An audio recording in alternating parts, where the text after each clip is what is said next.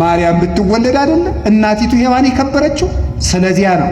ስለዚህ እመቤታችን የእናቷ እናት የአባቷም እናት ናት። በዚህ የሚደንቃችሁ ካላችሁ እንኳን የ175 ዓመቱ የአብርሃም የማን የ969 ዓመቱ የማቱሳላም እናት ናት። እንኳን የእሱ እናት የ930 የአዳምም እናት ናት። እንኳን የነሱ እናት የብሉየ መዋዕል አብላየ ዘመናት ዘመናትን አስረጅቶ የሚኖረው የዘመናት ባለቤት የቀዳማዊ ቃል የእግዚአብሔር እናትም ናት። ለኛ ሕጹራነ መዋዕል ለምንሆን ዘመን አጭሮች ለምንሆን ለኛ እናት ብትሆንም ብርቅና ድንቅ አይደለም። ለቀዳማዊ ቃል እናቱ ሆና ተገኝታለችና በዚህ ምክንያት እመቤታችን የበረከት ምንጫችን ናት። በእሷ በረከትን ስላገኘን አሁንም ደግመን በማህሌት ሁልጊዜ የምትባል አንዲት ቃል አለች። ማህሌት ሲጀመር ስቡ ወውዱ ዘሳረ ኩሉ ዓለመ በሐቲ ቃል ይባላል።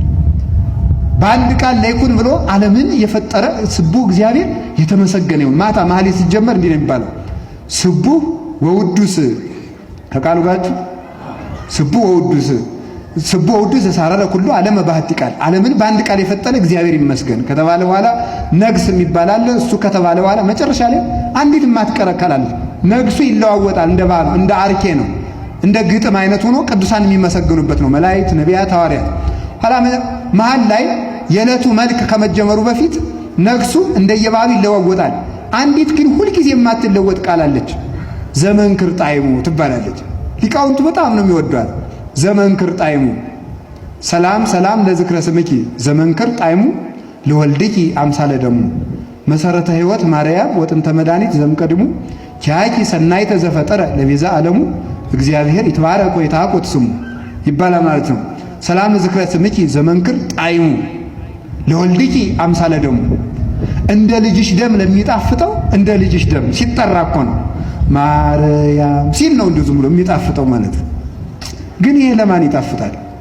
ይሄን ጣዕም የሚያውቅ ልብ ይስጠን በእውነቱ ማለት ነው። ይሄ በእንዲህ ያለ ምላስ የሚቀመስ በሚቅለበለብ ምላስ የሚቀመስ ጣዕም አይደለም። የማርያም ስም ለእግዚአብሔር የጣፈጠ ስም ነው በእውነት ማለት ነው። ለእግዚአብሔር የጣፈጠው ስም ፍቅረ መኑ ተመልከቱ። አሁን እንደው አባ ጽጌ ድንግል ለመሆኑ እግዚአብሔርን ያወረደው ውበት ማን ነው ነው የሚለው እና ማርያም የሚለው ስም እንደ ልጅሽ ደም ለሚጣፍጠው ለወልድኪ አምሳለ ደሙ ስምሽ ምስጋና ይገባል። መሰረተ ሕይወት ማርያም ወጥንተ መድኃኒት ዘምቀድሙ መጀመሪያ ድነት ሲጀመር የድነት መሰረትና መጀመሪያ የሆንሽው መርገም በሔዋን ሲጀመር ድነት ባንቺ የተጀመረብሽ ማእከለ ምድር የድነት መካከለኛ የሆንሽው የመካከለኛይቱ መሬት አባትሽ ዳዊት እግዚአብሔር እሰ ንጉሥ ውእቱ እምቅድመ ዓለም ወገብረ መድኃኒተ በማእከለ ምድር እግዚአብሔር ከዓለም አስቀድሞ ነበረ በምድር መካከል መድኃኒትን አደረገ የተባለ ተመልከቱ። ወገብረ መድኃኒተ በማእከለ ከርሳ ለድንግል ይላል ቅዱስ ያሬድ በዝማሬው። ዳዊት በመሬት መካከል እግዚአብሔር መድኃኒትን አደረገ ቢለው ቅዱስ ያሬድ መጣና የመሬት መካከል ቢሏችሁ ሌላ መሰለቻችሁ እንዴ? የመሬት መካከል የተባለ የማርያም ማህፀን ነው አለ። በሷ መካከል ድነት የተደረገብሽ የድነት መወጠኛ ማርያም ሆይ ኪያቂ ሰናይተ ዘፈጠረ ለቤዛ ዓለሙ መልካሚቱን አንቺን ለዓለም ቤዛ አድርጎ የፈጠረ እግዚአብሔር ይትባረክ ወይትሐቆት ስሙ ልዑል እግዚአብሔር ስሙ የተመሰገነ ይሁን።